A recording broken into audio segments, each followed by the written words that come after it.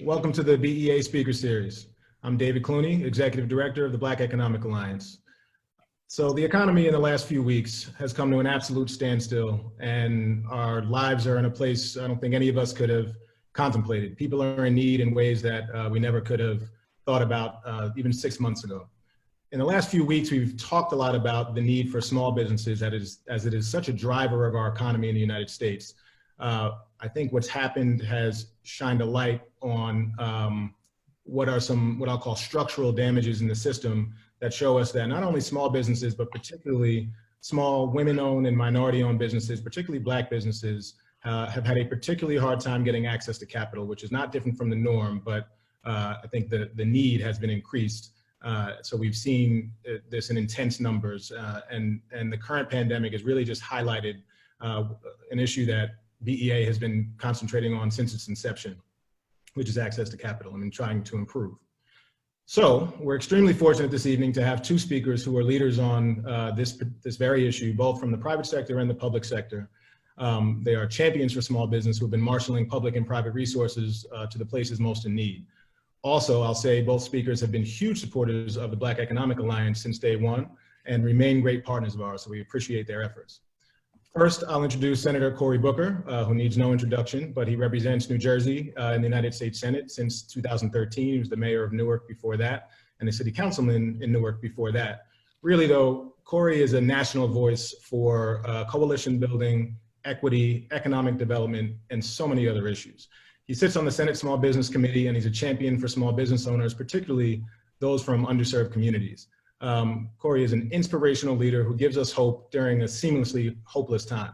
So Cory, thank you for being here with us, and thank you for all you do. Thank you very much for having me. We also have Robert Smith, also needs no introduction, arguably the most successful Black entrepreneur you can find. Founder, chairman, and CEO of Vista Equity Partners, the top performing private equity firm that focuses on investing in software companies. Vista oversees more than 60 portfolio companies that employ more than 70,000 people worldwide. Taken together, Vista is the fourth largest enterprise software company in the world. He has too many awards to list, and he's also made a major impact as a philanthropist. I'll just mention one of many. Last year, he received a lot of press attention for committing to paying the students and parents' debt of the 2019 graduating class from Morehouse College. So Robert, thank you for being with us. Thank you for your support for BEA, and thank you for all you do. Thank you, David. Thank you for inviting me. So as you'll hear during the session, during the pandemic, both of our speakers have been mobilizing every tool at their disposal to innovate new ways to deliver support to the places in greatest need. So with that, I'll hand the program over to BEA co-chairs, Charles Phillips and Tony Coles, and they will take it away from here. Over to you. Thanks, David. And thank you both for joining. We wanted this session to be more about defining a little bit where we are economically, but more about looking forward, since we have two of the great agents of change in the country for economic issues on the phone. We want to talk about solutions, not just the problem. But let me frame it briefly, and then we'll get into some questions. So Janet Yellen, the former head of the Federal Reserve, is predicting a 30% decline in GDP this quarter. To put that in context, during the Great Depression, during the 30s, GDP fell 26%, so more than the Great Depression. Got 30 million Americans out of work. And of course, any indicator you look at, jobless claims, public transit ridership, mortgage applications, same-store sales are all going in the wrong direction. And I don't think it'll surprise anyone on this call that it's even worse in the Black community. So right now, the latest poll from McKinsey, 61% of Black people say they have someone in their family who has lost a job or taken a pay cut, according to McKinsey. And then if you look at the 5 hardest hit sectors for Black businesses, hospitality, retail, transportation, construction, other services, that's 40% of the revenues for Black-owned businesses. So those are obviously industries at risk right now compared to 25% for other sectors. So let's start with that backdrop and look at one, where we are now and what we're doing about the stimulus package. Is it the right mix of different packages that we've come up with? What needs to be done differently? Is it being distributed fairly? And does this mean, based on what we see now, that the stimulus will mean Q3 is better than Q2? And one other thing, were you surprised at how many large companies also needed, some sort of stimulus package as well? as they say, they're always capitalists on the way up and then socialists on the way down, these large companies. And so were you surprised to see that as well? Sure. Thank you, Senator. I appreciate the opportunity to address this illustrious group and talk a little bit about the world from my lens. Our organization, we have the great fortune of having well over 2 million customers globally, and there's about 1.4 million in the U.S. that are small and medium businesses. And our businesses support, again, it's enterprise software, so we are A, thankful for Charles Phillips for defining that term, and B, excited to really think about the value and productivity that we bring to the overall economy. As we started to witness this virus start to move across the planet, since we operate in about 175 countries, we noticed and had some, I'll call it some indicators as to what is actually going to happen in specific businesses, and use those to really get all of our business continuity plans in order and really launch into those about the time they hit the U.S. As we started to have more conversations with our customers, the thing that really struck me was these small businesses, we're going to, in some cases, zero revenues. The gyms that we have software and users, the restaurants, services businesses, MSP businesses, et cetera.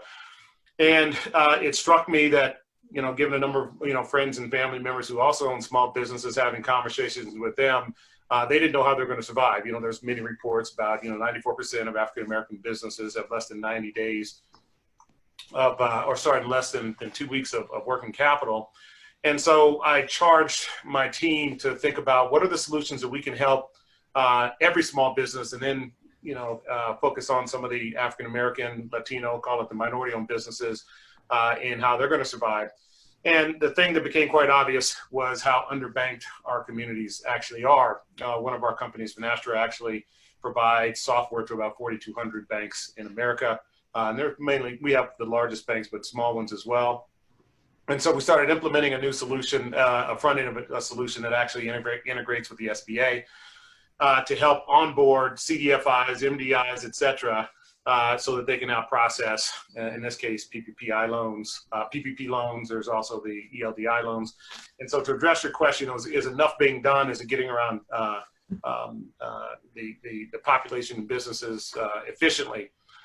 Short answer is, if you actually do the math, in some cases, for instance, the small and medium businesses, there is an amount of capital that has been now $650 billion. And if you do, kind of high level math, it says, wow, that should be adequate. The problem is when you really start getting to the CDFIs, MDIs, and the small and medium businesses, it actually isn't getting into our community. I call it the capillary system that's required to inject that capital into these small businesses, ensure that our people apply for these loans, and actually are getting approved by the loans, and that has been the challenge. And we've been working with Senator Booker and Senator Scott and Treasury Secretary, et cetera, to build this plumbing and to remove some of those barriers. But even today, as I was on the phone with Secretary Mnuchin, what we found was about $130 billion is still left in the PPP program. Unfortunately, the call it for the smaller banks has been used up, but a lot of the larger banks are saying they're done now. They've kind of gone through their backlog. But when we tapped into the communities, and we have surveys that we're doing in various communities in the Delta and New York City and in the Midwest and Chicago and those areas, what we're finding is about really half of the African-American businesses actually aren't applying, and those that have applied, half of those actually haven't heard back.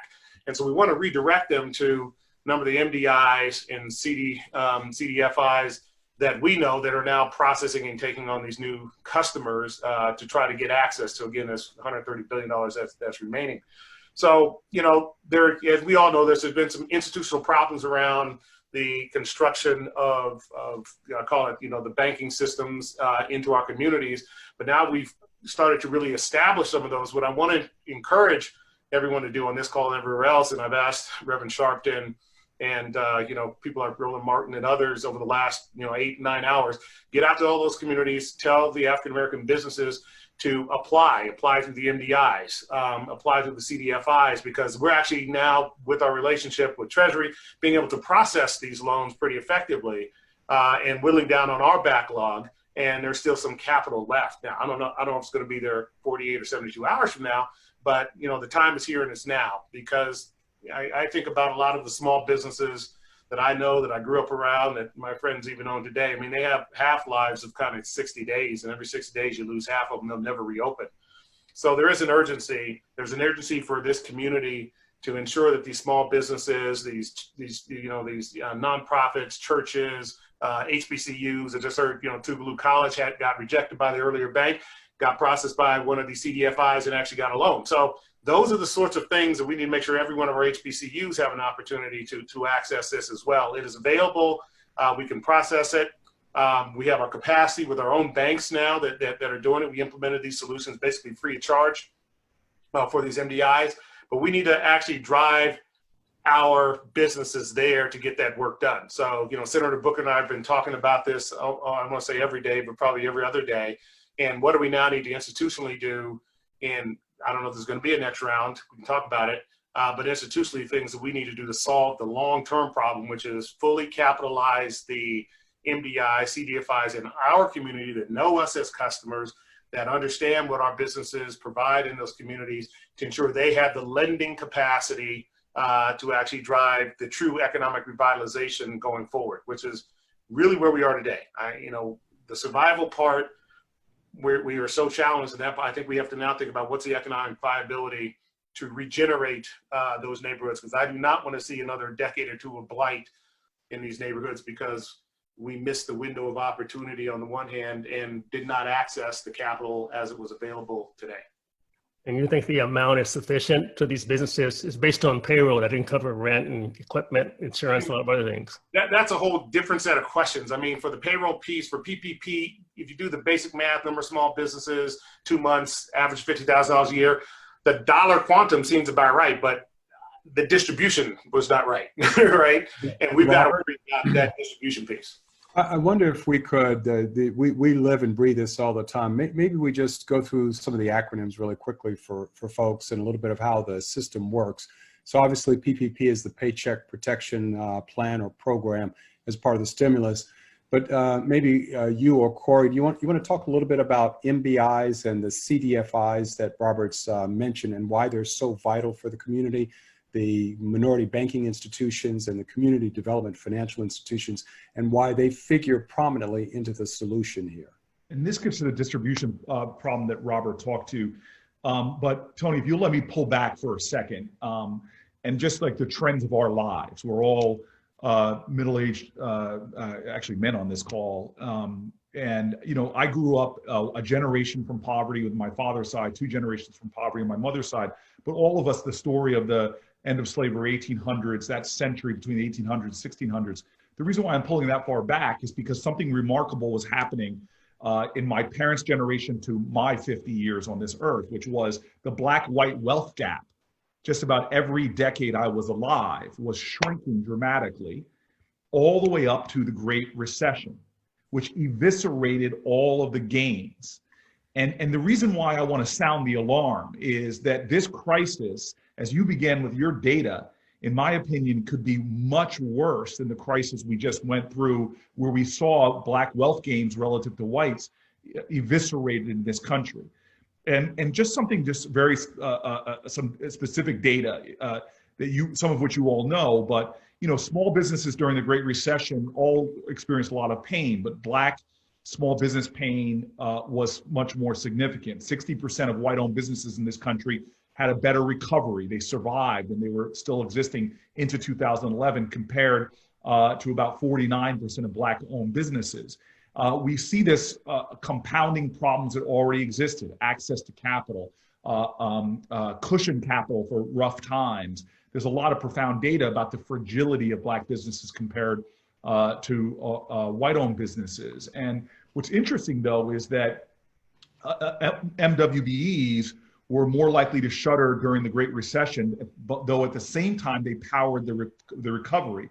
Minority businesses added and women-run businesses added 1.8 million jobs into our overall economy between 2007 and 2012, while firms owned by white males lost 800,000 jobs. And so what I'm saying by the greater crisis we have right now is that we're finding that as we're going into recession era or depression era data that you were mentioning before, it's compounded by the other problems we're facing that we didn't face in the recession. And that's health issues that are disproportionately hitting African-American communities. As the only senator that lives in a Black neighborhood and knows a lot of these businesses like some of our other senators do, I'm hearing a lot of challenges being compounded by this crisis, including the health challenge, where you have small business owners being hobbled by their own health issues as well. Then you have other inequities being further hammered down. For example, the PPP program. They wrote more restrictive rules into that bill than apply to other programs for small bit from the SBA. In other words, if you had a criminal conviction in the last 5 years, you need not apply, which again takes away access, disproportionately affecting African Americans. So I could go down the line, but I just want to sound the alarm for all the folks here, the BEA.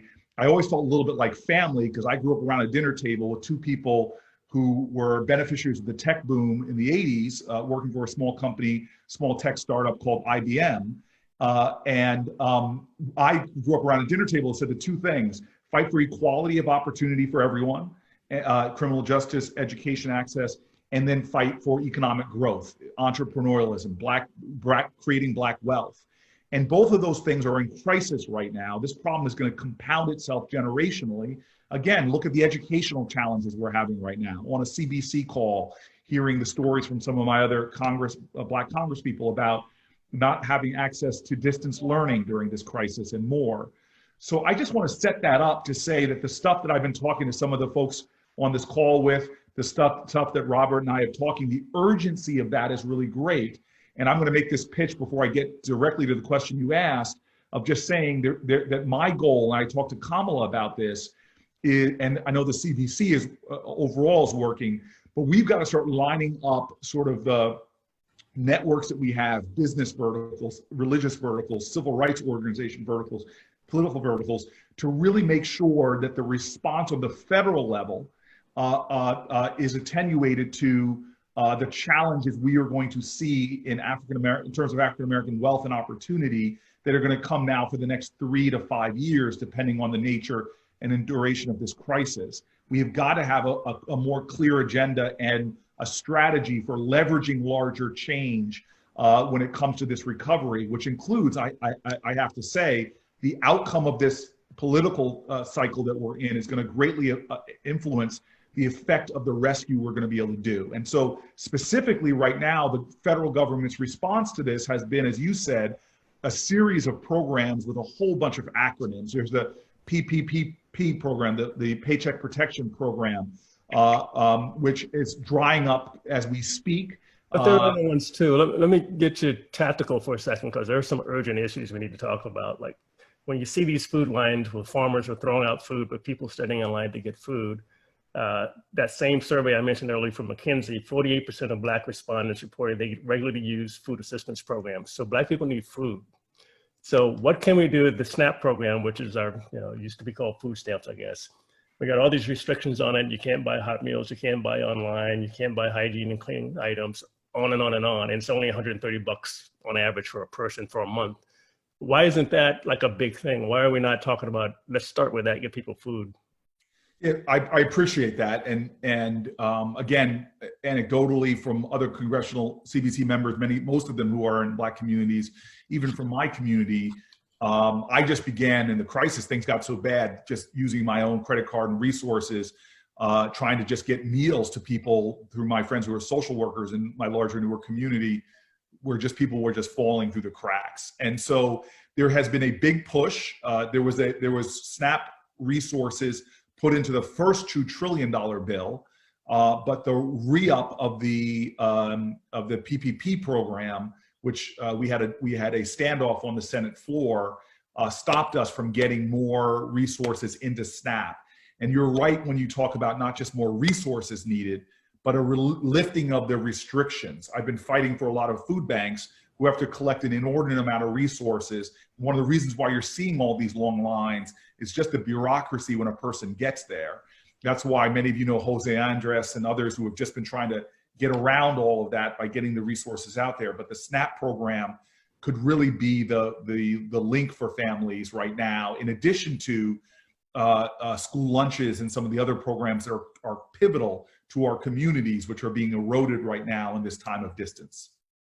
Let me pivot to another area that Deval Patrick mentioned. He has done some work along with Bain on the idea of a credit freeze. Is that you have people that owe mortgages, they have credit card bills, they have rent, they have on and on and on, and their credits, histories will get destroyed if something's not done. Why not just freeze credit for consumers for 3 months? Is that a viable thing? Is it being discussed? Either one of you, just kind of what do you think of the reaction? Robert, go ahead.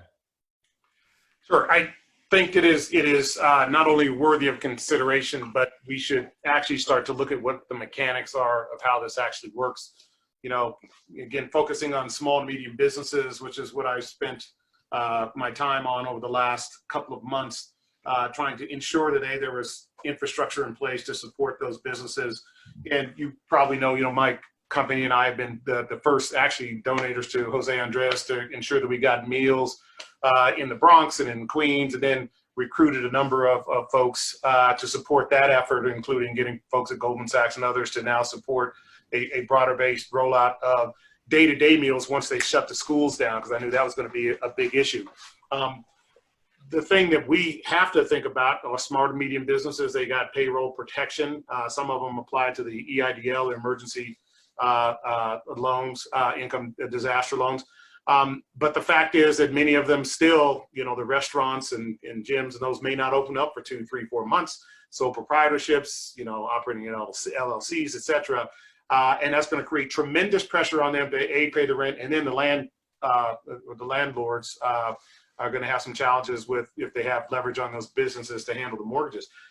I think that needs to be thought through. I think we need to evaluate it. I think that Congress needs to now come forward with a plan that actually, suggests a true relief that is universal, equally applied, so that we all have a chance to now kind of restart our economy. I am truly worried about that restart.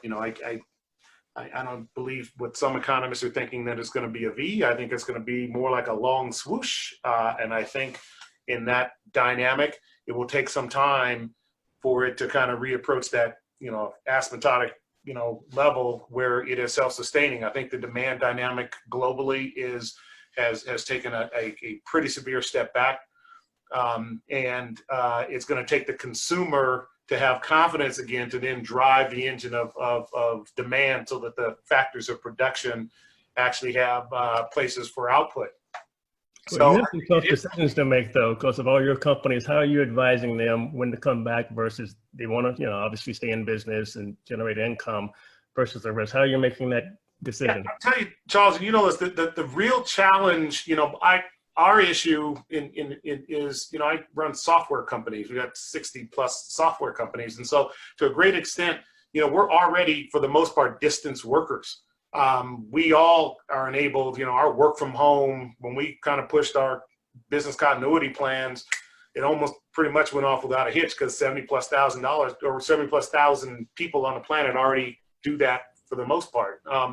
But the challenge is those folks who still have to go in every single day. And what we've done is said, okay, how do we use our best set of assets to help the broader community, and I'm going to say of humanity? And as you know, software is a very powerful tool. We have visualization software. We actually have built a new system now that people can actually do self-test around 14 different symptomatic activities. We're actually demonstrating it now to various corporations in various states. It actually goes up to the cloud. And then from there, you can actually do analysis and actually pull in data from the county and understand if you have hotspots in the county immediately. And then what do you do about it? And then, those are the way we think about our resources. Companies like our company Power School, which, Cory, to your point, I said, listen, we are going to offer it to every single school district and student free. for the end of until the end of the year, so that kids actually have access. And then we found out that there's a large number of students, of course, who don't actually have broadband. So I partnered up and called Randall Stevenson over at AT&T, and now they're offering cellular coverage for that system. And now we are, rolling that out in those districts. And of course, now we're getting to the point where it's summertime. So now we're rolling out an instance of virtual, call it summer camp. And so we're going to offer it basically to nonprofits that they want to do a virtual summer camp. So it's utilizing sets of resources that you have. But again, I'm just, the software guy, right? So all I can do is think about how I bring that forward to solve some of these specific problems of accessing the banking, the small to medium banks who don't have the technology. Well, let's make sure they have the technology and build that piping and infrastructure and make sure that we can provide the technology for students to have access to it. That doesn't mean all of them have smart devices. So now we're figuring out, okay, well, how do we get smart devices that these kids could use? And some of the devices don't necessarily work as well as others. And anyway, so those are, fortunately, the way we think about it. Now, most of my people can do that from home, quote unquote, or office. And then I was asked by, and I think the state of Texas and the U.S. government to help with the Go to Work plan. And so we provided a 40-page comprehensive plan about here's how you should, manage people going in and distancing and how you use, these services to measure temperature an hour before you come to work. And if you're above certain confidence intervals, we've been working with the scientists, against COVID-19. How do you now get those confidence intervals in a point where if you measure this way, guess what? Don't come to work that day. And then they can look and see if there's a cluster of people been working together. Then guess what? You should probably notify everybody else, right? But those are the dynamics that we're working through to try to manage it in state parks and how do you go there. But what we have to do is bring our best resources to bear in a kind of public-private type partnership. So I have multiple conversations with Senator Booker and Senator Harris and Senator Warner and Senator Scott and kind of Senator Peters and kind of anyone who will listen to help them understand how they can utilize technology to inform and hopefully come with solutions that are going to protect our citizenry and hopefully enable us to move through the back part of this crisis more effectively. Can I just also just on some of the smaller points. So Sherrod Brown is working on this idea of freezing credit reporting and really just blanking it out. So it's being worked on the Senate side. There are House people that have it as well. Again, this is why, understand, we're in a mosh pit. We've got to start figuring out which priorities can we get over the line. The administration is making their priorities in this negotiation very clear, a payroll tax deduction and more. These are things that will inure itself to the higher income folks. So this is going to be worked out, but that's being worked out. Another issue around credit that you should understand, and I know you do, which is just simply giving people a holiday on paying their mortgage for 3 months and then have it be a balloon payment in July is actually not helping them. Adding it to the end of their 30-year mortgage is helping them. And so a lot of these conversations, a lot of good ideas sort of filter into the mix. The question is, and this is why I'm very hopeful that we can leverage our collective voices, picking those leverage points that are best. The thing about security, I think that you asked is such an important question, and we should go beyond just food security. This is why, if you look at something simple, I had my staff research what's better, a cash payment or a payroll tax, which is the administration wants. Cash payments go a lot further to helping insulate people on the margins who are facing a lot of challenges. So there's a lot of things that just basic worker protections that give homes and houses security, everything from their rental payments, mortgage payments, student loan payments, food, money for food and other essentials that we've got to start thinking about keeping people stable. That next level of my worry, which is the carnage of black wealth and enterprises, Robert, you said it really quickly, which is this distribution problem we have right now, which is, and I think that the analysis on the Small Business Committee, we're going to be doing a lot of oversight about people who've taken this money who didn't need it. But really just, I'm sure there are going to be racially disparate levels of which people were able to access these funds. We saw the big problem I talked to many of you about in that first tranche of PPP, which was the banking relationships and more weren't there. I've got a bipartisan bill that has a good shot of making it in, which is just to utilize a lot of the funds that have been set up by local governments already that have a much better levels of inclusion. But we still have to figure out a way to get cash out there. Robert and I were talking today just about common sense things, and I say common sense once Robert explained them to me, they were common sense, about how we capitalize certain institutions that are out there to enable them to be better agents. There's a number of things in the financial sector that I think we should be talking about collectively that can empower communities. And remember, this is an administration that's already suspended affirmative action laws on a lot of the major projects. So if we're talking infrastructure and more, making sure that Black businesses can be at the table, have the resources they need to do the bidding and more. So a larger strategy is something that I'm talking to a lot of you about and trying to work on, which is how do you sustain, protect African-American wealth, but also help for the recovery and frankly, help us to have a better outcome from this economic downturn than we did in the Great Recession.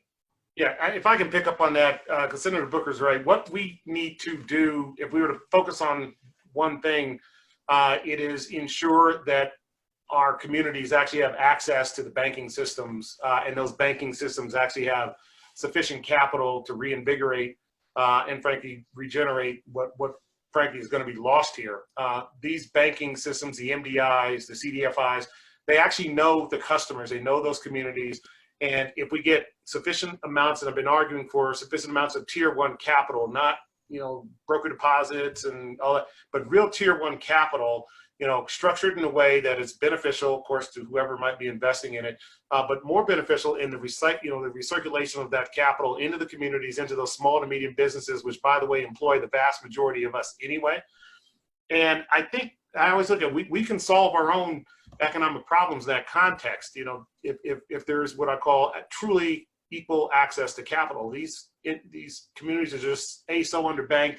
And the fact of the matter is, I've been on the phone with every large bank CEO and their teams, and some of them are well-intentioned, but you can tell they really have no interest in putting, by demonstration, putting branches in these communities.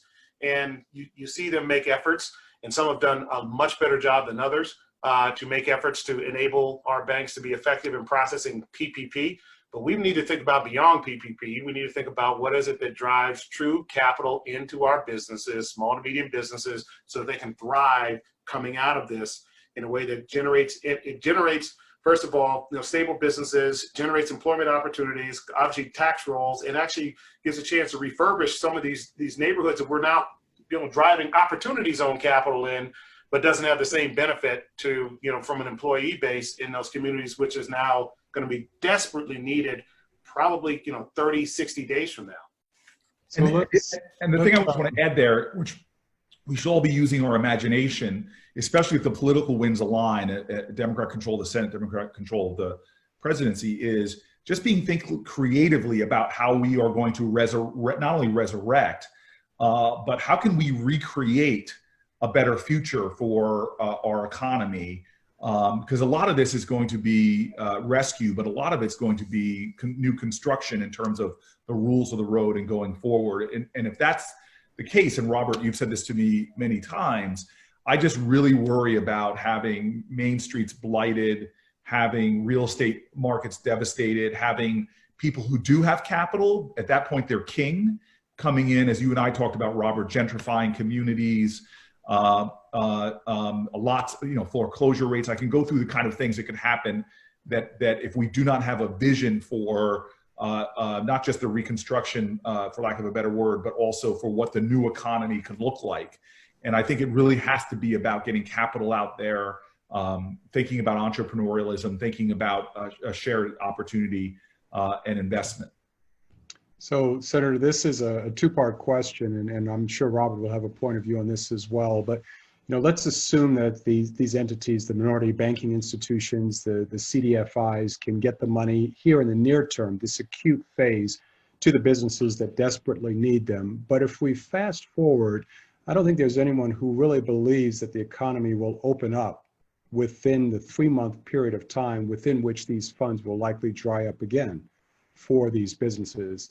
So as we think about what happens on the horizon, the next 6, 9, 12 months perhaps, when these businesses will be in even greater need, what do you think is the role of the federal government, not just in this acute phase, but in the longer term phase to really save and or rescue some of these businesses that are crucial to the economy? And then we want to ask you about opportunity zones, since you are a co-sponsor there, and whether there's a role for opportunity zones longer term. But please, we're very interested in the first question about, so what happens in the next 6, 9 months after these funds run out? Okay, so that's where if we think things are bad now, I think that we're going to have a real challenge by the fall, especially if we see another health wave that compounds it.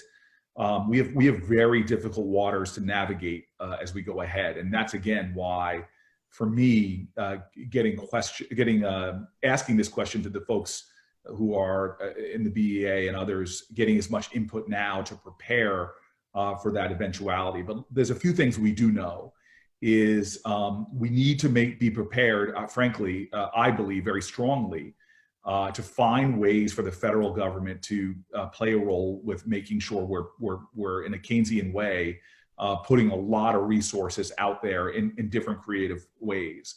And this could be everything from, helping state and local governments, which are going to be in free fall by then, to refinance debt, to think of creative ways to get capital. And again, there's a lot of monetary policy issues here, but clearly, if the Fed is just, rearranging, so to speak, numbers on a balance sheet, as opposed to doing what some of my colleagues on the Democratic side are calling, which is just pumping more money into the system, there's inflationary concerns about that.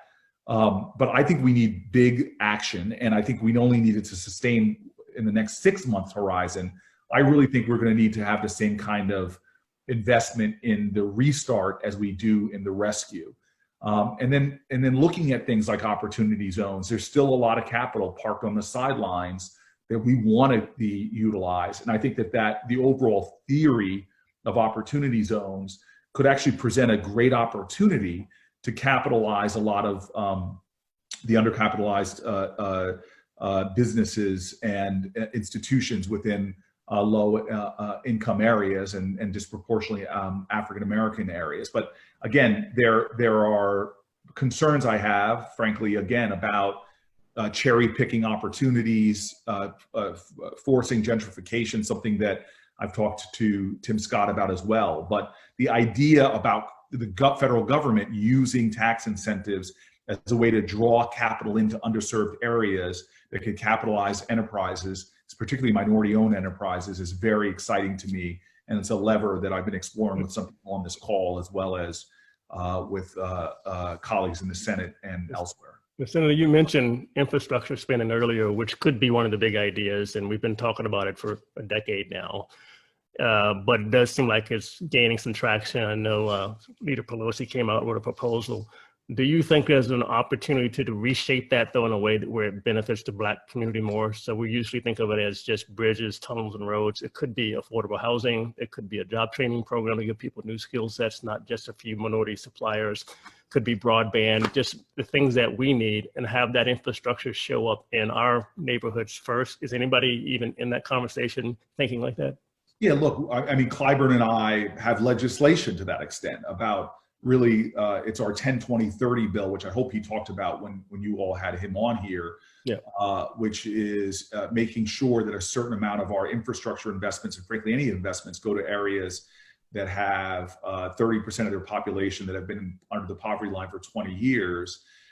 It's a way of having a more equitable application of infrastructure dollars, as well as other federal resources that are out there. And again, a lot of times when this money is available, you do have the more savvy areas capturing a lot of the dollars. In other words, the rural communities of South Carolina are not going to be able to compete for a lot of these infrastructure resources or other competitive grants in the same way that New York City is going to be able to do it. So look, I have worries right now with this administration doing those things. And again, the example I gave earlier about allowing the Department of Labor and others to exclude, to temporarily suspend affirmative action programs, inclusion programs that give minority businesses a fair shot.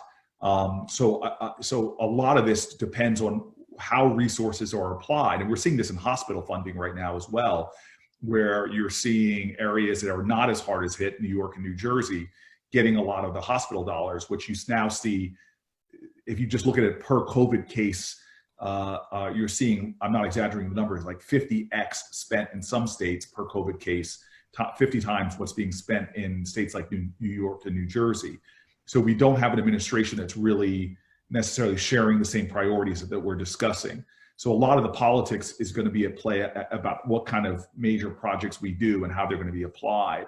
But clearly, to the original premise of your point, infrastructure has got to include broadband access for areas, water quality, which continues to haunt disproportionately African American, disproportionately poor rural areas, alleviating everything from environmental injustices like the incredible amounts of Superfund sites. And again, they're disproportionately in Black communities that again, if you have a Superfund site within 2 or 3 miles of you, everything from your autism rates to your birth defects are about 20% higher. So these are all projects I include under the bailiwick of infrastructure, but it's going to be very hard competing against a Trump agenda, which is very different when it comes to infrastructure and is not going to have the inclusion ideals that we have. And one of the ways, and just looking at, frankly, how a lot of these big banks are being used right now, and this goes to some of the Roberts points to me, are a lot of the same usual suspects are being used as opposed to being dealing with in a more inclusive way. This is a federal government that doesn't share a lot of the priorities that are I assume are shared by those of us.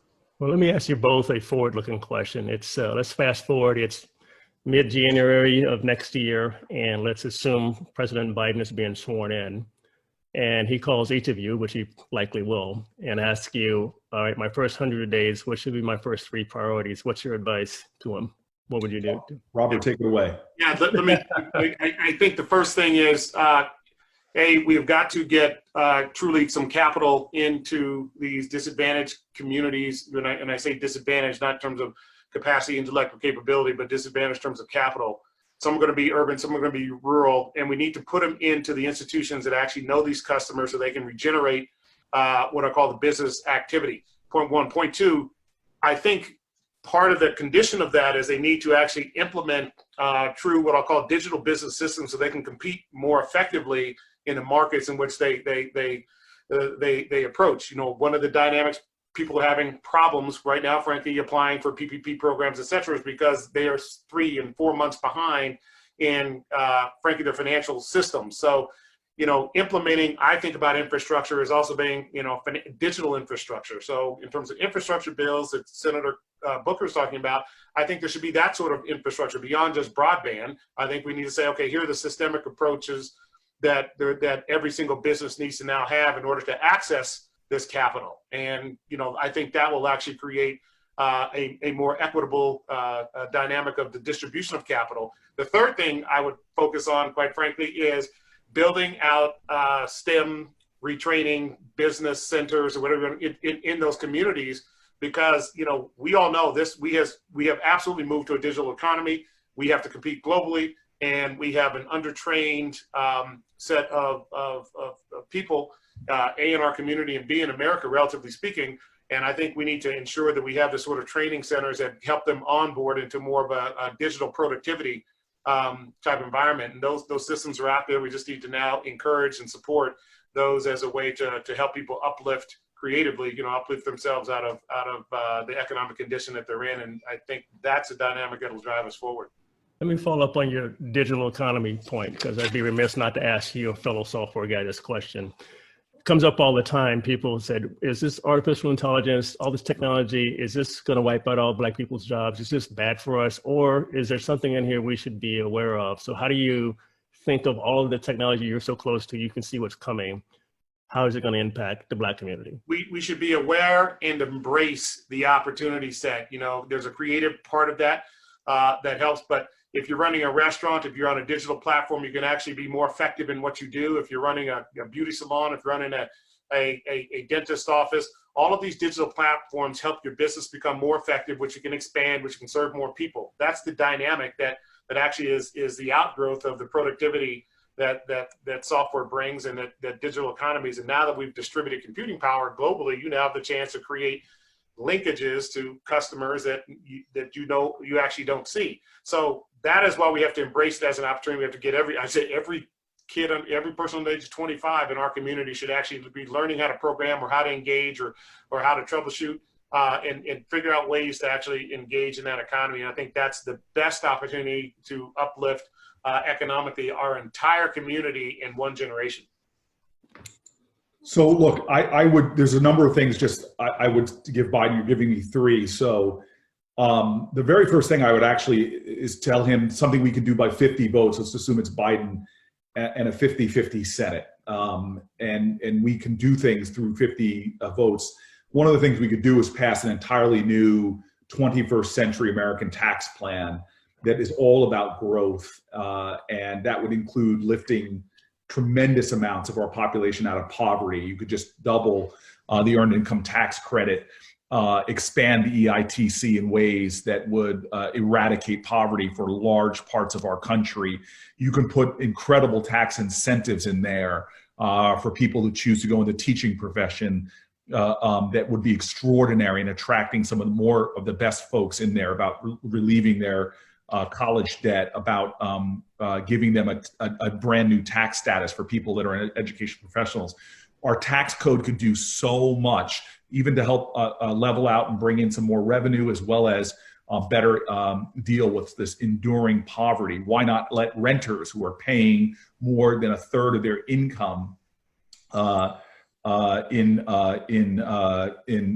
rent, which puts you in this category, according to the federal government's definition, being rent insecure. But we have places where people are spending 50 and more. Why not let them have a sort of mortgage interest deduction that would like refundable tax credit, which according to my calculus, we get about another 9 million Americans out of poverty just by doing that, giving them rental security. So we could have a very ambitious new economy tax plan that would take an American worker out and eradicate this idea in America you can work and be in poverty, cut poverty by my estimates by a third or more, do more creative things to incentivize certain activities as well. The next thing I would do for Biden is I would stand before the American people and saying this will be 2020 to 2030, the greatest era of American economic growth. And this is how we're going to do it, and have an economic growth plan that would begin with things that there's some bipartisan sort of awakening to, that was we have a severe national security problems when it comes to our supply chains in the United States of America. And to have a bold bipartisan agenda. This is a stiff arm to China. It is saying that we're going to make essential drugs. We can't make penicillin in the United States. Important parts of the supply chain, we're going to onboard here. We're going to manufacture here. That would create hundreds and hundreds of thousands of jobs, create tremendous wealth if we were giving a priority, including saying that the government is going to backstop this like we did for the creation of the mainframe and the computer by buying that. We're going to have a workers program. We're going to create national service programs, all these college kids coming out. You're going to be with us, helping us to do contact tracing. It's going to be sort of like a national service, but economic opportunity that's going to be there. We're going to now do, like Kennedy said, we're going to go to the moon. Well, we're going to go further than the moon. We're going to start doing as Robert said, is just start to really buckle down on STEM education, reimagine education in the 21st century. I'm not where Bernie is on free everything, but God, we can reimagine our community colleges, make them free, connect them to industry. So I would just give the second thing, first taxes, second thing, tax code, second thing is a growth agenda. And then the third agenda, enough is enough. I would come out with a hard justice agenda and saying there are things that are just shameful in the United States of America that we're going to stop. Not having paid sick leave, not having paid family leave, not having universal preschool. These are things that you can show by the dollar and cent. The balance sheet analysis are crippling our economy, ending the prison industrial complex, ending mass incarceration as we know it. He could just saying take off the top a lot of these justice issues that make us fall out of line with the rest of it, including a healthcare agenda that we will not in the next decade be able to keep up with the growth of our healthcare sector unless we start doing things that focus on preventative medicine. Just take maternal mortality rates, worse than the industrial world. Black women 3 times more than white women, just by saying doula care. And I can show you the balance sheet analysis. Low-income women, at-risk women having things like doula care lowers costs, increases human potential. So a justice agenda, an economic growth agenda, and get really quickly through the United States Senate the most progressive kind of ideas about taxes, tax and growth that you can do that would unite the Democratic caucus and pull in some Republicans as well by having a tax code that's about growth and opportunity again. Do you think we're inching toward a universal basic income model? Because if you look at all these different programs, whether it's transportation credits or childcare credits, food, housing, all these in-kind benefits, there's 80 different ones. Why not eliminate those and just give people the cash and let them make their own decisions and simplify it all? I mean, I can give you my easy response to this. For a lot less money, you can get a lot more people out of poverty. Raise the minimum wage in America. I can show you the analysis is probably a much cheaper way, a much more significant way to get people out of poverty. If your goal is, remember, only 9 out of 100 kids in poverty will go on to college. It's really a powerful line when you get people above the effective poverty rate, the difference it has on their life outcomes. And so if that's your goal, which my goal is to give everybody a fair start in America, I can show you a much cheaper way to do that, not by going to universal basic income, but doing a lot of other things that could actually work better for your bottom line, especially if you're at a time when, remember, Biden's going to win. We're going to get back the Senate. This is me now praying. And you're going to have the most loud voices we've ever heard in our lifetime of deficit hawks saying the deficit's too much. So we're really going to have to be smart about the play that we have, because Mitch McConnell can block a lot of things in the Senate that we have to have 60 votes for. And we haven't even started touching on the environment and more. We've got to start thinking about how to best use our money and be able to make a centrist play on dollars spent. And I just don't think UBI is the best way to use that money. Well, let me bring it here. Robert, any more? I was going to say, I'm going to play Sergeant at Arms and just note we're a little bit past time, but Charles, I'll kind of wrap up with the last question. Well, let me just thank you both. You're both American heroes and leaders in our community and the nation. And so we really appreciate you coming on, and it was gracious of you to give us this kind of time and insights. And a lot of people wanted to hear, I think in the first 10 hours since he sent out the email for the invite, you had over 500 people sign up. Interesting. I don't know where we ended up, but it's a lot. So that just tells you what people think of you, and we appreciate it. David? Can I say a closing, let Robert have the last word, which is probably just and most beneficiary. But I want to thank, it's amazing to think that this organization has only started in 2018, but it's become such a respected, at least in my world of politics with Chuck Schumer and Nancy Pelosi, such a respected collection of voices. And in a way, for me, it's sort of my hope is that the light that is the African-American community can get more like a laser beam and begin to cut through and again, see in the next 50 years, frankly, and obviously my horizon would like to see the next decade, we can make a lot more advancement. And that's why I'm going to call, there's really 500 people out there listening right now, is we really have to, this is our moment. This is really, there has been since our parents' generation, greater challenge for the African-American community as well as the nation as a whole. This is the time that we need the best of who we are applied to the problems that are sobering, staggering, especially across the indices for the Black community. And so everybody here has a responsibility, because I'm assuming all 500 plus of us are people of incredible privilege, especially relative to African-Americans as a whole. This is the time that calls for action. I'm very eager to connect with folks and really get ready for this next battle and the next COVID bill and the longer next year to 2 years, where there's going to be an urgency to help us to recreate an economy. I don't want to go back to normal. I want to expand our moral imagination about what's possible and then go to work constructing that new possible future. I think that's absolutely the right note to leave this on. And Senator Booker, it's always a pleasure and an honor to work with you and to work alongside you, and looking forward to, as you and Senator Harris pull our community closer together, bring more organizational capacity along industry lines, along the lines that we all are focused on in improving our economic and humanitarian conditions for our community. And I'm happy to be here, and thank you, Dr. Coles and Dr. Phillips. It's been an absolute pleasure. And David, thank you again for hosting us. Well, we appreciate you guys, and you guys will actually know that the latest tally was 900, actually, as of about 5 o'clock today. So there are clearly a lot of people who are interested in what you have to say and what you think, and we appreciate your joining us. I join Charles in thanking you. Well, David, Tony Charles, just for the record, David has a much better haircut than you guys have. that's the COVID My haircut. 70s program. 14 heads. Let me just close by saying a sincere thank you, Senator Booker. Thank you for your time. Thank you for all you do. Thank you for your support of BEA. Robert, same to you. Thank you for all that you're doing to really look out for our entire community. We could talk about this all night, and I'm sure I will get some negative response from people for cutting off the conversation. But in respect of everybody's time, I'll give 2 quick programming notes and then wrap up. One is next Friday, May 15th, we have the next in the installment of the speaker series. We'll be talking about the disproportionately severe impacts of the coronavirus pandemic on the Black community, both the health outcomes and the economic outcomes, with Dr. Zeke Emanuel and Sarah Rosen-Wartel, president of the Urban Institute, both good friends of BEA. And the other piece is, this is 2020, and before 6 weeks ago, 8 weeks ago, we were thinking a lot about an election that had, serious consequences.